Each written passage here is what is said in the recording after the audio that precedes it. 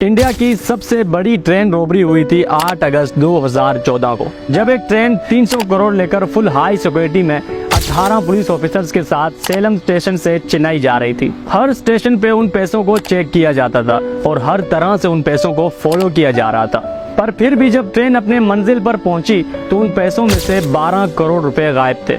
पूरी Indian police और agencies हैरान थे कि आखिर चलते हुए ट्रेन से इतने सिक्योरिटी के बावजूद कोई कैसे इन पैसों को चुरा सकता है। कुछ लोग पुलिस वालों पे शक कर रहे थे और कोई ट्रेन इंतजामिया पे शक कर रहा था। हर तरह से सबसे पूछताछ किया गया और हर तरह से उन पैसों को ढूंढा गया, पर कुछ भी पता नहीं चल सका उन पैसों के बारे में। आखिरकार 2 साल बाद नासा के हेल्प से उन चोरों को पकड़ा गया। आखिर किसने किया था ये चोरी और चलते हुए ट्रेन से पुलिस वालों की निगरानी में आखिर कैसे उन्होंने ये पैसे चुराए थे।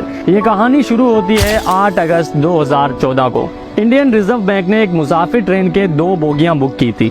एक में पैसे रखे जाने थे और दूसरी बोगी में 18 पुलिस वाले बिठाए गए उन पैसों के हिफाजत के लिए। ट्रेन के रवाना होने से 2 घंटे पहले उन पैसों को ट्रेन में लोड किया गया।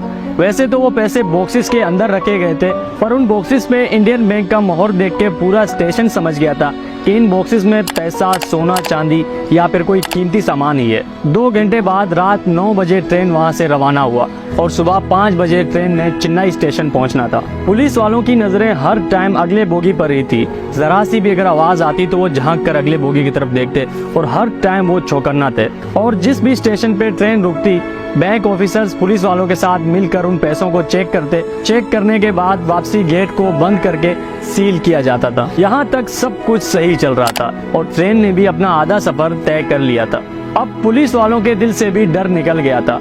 उन्होंने सोचा भला कौन चलते हुए ट्रेन से इन पैसों को निकाल सकता है। एक एक करके उन 18 में से 14 पुलिस ऑफिसर सो गए और जो बाकी 4 जाग रहे थे वो भी अपने मोबाइल्स में ही मसरूफ थे। कोई वीडियो देख रहा था तो कोई कॉल कर रहा था। अचानक रात के 2 बजे ट्रेन के छत से एक आवाज आई, जैसे कोई चीज जोर से गिरी हो छत पे। चारों पुलिस ऑफिसर्स ने अपना मोबाइल बंद किया और भागकर ट्रेन का दरवाजा खोला। जब बाहर देखा तो कुछ भी नहीं था। फिर उन्होंने पैसों वाले बोगी के गेट की तरफ देखा कि कहीं किसी ने ताला तोड़ने की कोशिश ना की हो, लेकिन वो भी बिल्कुल सही सलामत था। उन्होंने सोचा कि ट्रेन का सफर है, कोई पत्थर आके लगा होगा ट्रेन से। देन वो सब वापस बैठ जाते हैं और 3 घंटे बाद सुबह 5 बजे ट्रेन भी अपने मंजिल पर पहुंच जाती है। सब मुसाफिरों के जाने के बाद बैंक के मुलाजमीन और पुलिस ऑफिसर्स ने पैसों वाले बोगी का ताला खोला। जैसे ही उन्होंने ताला खोला वो हैरान रह गए, क्योंकि उस बोगी के छत को किसी चीज से काट कर एक सुराख बनाया गया था। जब उन्होंने पैसों की तरफ देखा तो उन पैसों के डब्बे भी खुले हुए थे और कुछ पैसे गायब थे।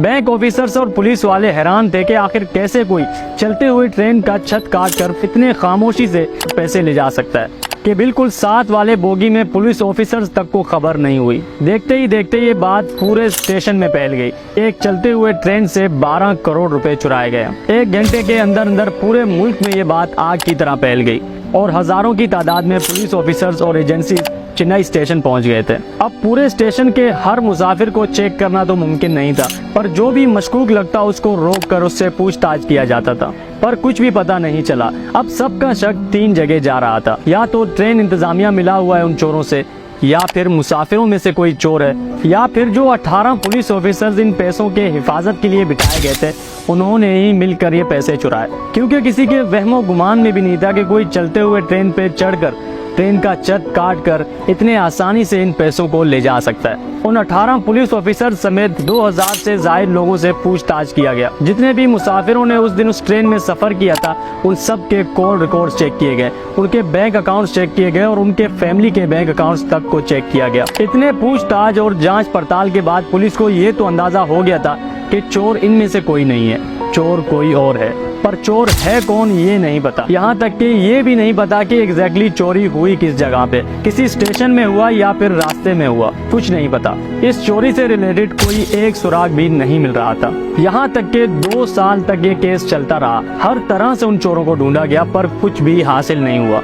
आखिरकार इंडियन गवर्नमेंट ने नासा से कांटेक्ट किया और उनको सारा मसला बताया और उनसे रिक्वेस्ट किया कि सैटेलाइट की मदद से देखकर बताएं कि ये चोरी एग्जैक्टली हुआ कहाँ है। नासा ने सैटेलाइट से देखकर बताया कि ये चोरी बिरदाचलम स्टेशन के करीब हुआ है। चलो 2 साल बाद कुछ तो पता चला और ये पुलिस के लिए एक बहुत बड़ा हेल्प था। पुलिस ने बिरदाचलम स्टेशन के करीब उस रात जितने भी फोन्स थे सबका डेटा निकलवाया। हजारों नंबर्स सामने आए। लगातार 6 दिन तक पुलिस ने उन नंबर्स का डेटा चेक किया। उन हजारों नंबर्स में से एक नंबर ऐसा था जिस पे पुलिस को शक हुआ था। मोहन सिंह पारदी, एक जाना पहचाना डाकू जो पहले भी मुख्तलिफ केसेस में जेल जा चुका था। इसका उस टाइम वहाँ होना पुलिस को खटका, तो पुलिस ने फौरन ही मोहन सिंह पारदी के मोबाइल का कॉल हिस्ट्री निकाला। उसके मोबाइल से 8 ऐसे नंबर सामने आए जिनसे मोहन सिंह पारदी रात 11 बजे से लेकर 4 बजे तक लगातार राब्ते में थे। 70% पुलिस को ये कंफर्म हो गया था कि ये चोरी इसी ने ही किया होगा, या कम से कम ये शामिल होगा इस चोरी में। मोहन सिंह पारदी को ढूंढा जाने लगा।